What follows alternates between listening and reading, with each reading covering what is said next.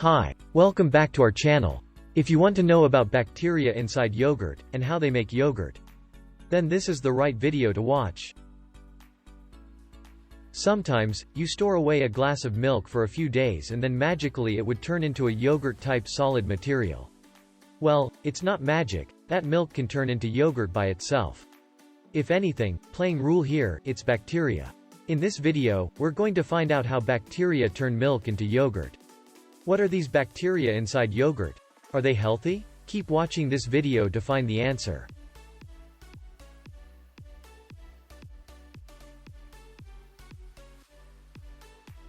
Let's see how we make yogurt.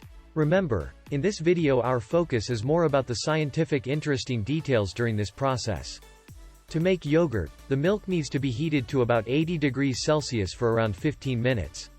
This heating kills off, not only all the specific pathogens and microbes but also breaks down the structure of proteins in the milk. I will explain what happens to the free proteins in the milk in a few minutes. By the way, a pathogen is a microorganism that causes disease. Heating kills off all these harmful microbes and bacteria in the milk. After the milk has been cooled down to about 40 degrees Celsius, we add some stuff into it. What is this stuff? If you don't know, then this is interesting for you to know. These stuffs are lactic acid bacteria, and often called probiotics.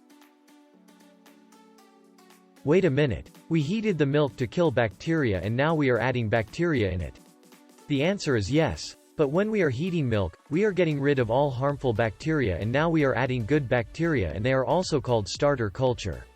You can also use yogurt as starter culture, because they are already lactic acid bacteria inside it. These lactic acid bacteria will eat away the lactose, which is the sugar that is present in the milk, and produce lactic acid. This process is called fermentation. Remember that fermentation takes many hours, and during this time you should keep the milk in temperature of 40 to 45 degrees Celsius. Why? Because the bacteria thrive in this temperature, can work fast to make milk acidic enough. Lactic acid in the milk slowly causes it to lump together or thicken. This event, where the milk starts clumping together, is called curdling.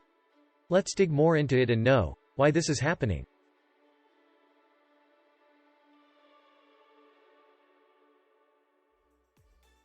Milk is made up of three main things: water, fats, and proteins. The main milk protein is casein with negative charges all around. So, all these proteins repel each other. They stay suspended in the milk far away from each other.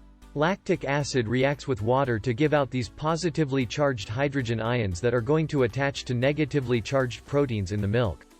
And because of that, what happens is they come together, and they form this clump.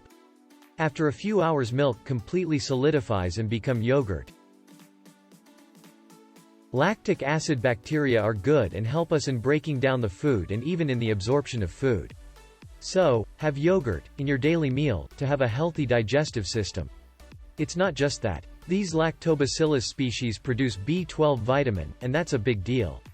Because humans' body cannot produce this vitamin by itself. So, when we eat yogurt, we will have the source of vitamin B12 production within us. If you think you don't need B12 vitamin, you're wrong. Let me explain to you why is that necessary. Vitamin B12 is a nutrient that helps keep your body's blood and nerve cells healthy, and support bone health, energy levels, and mood.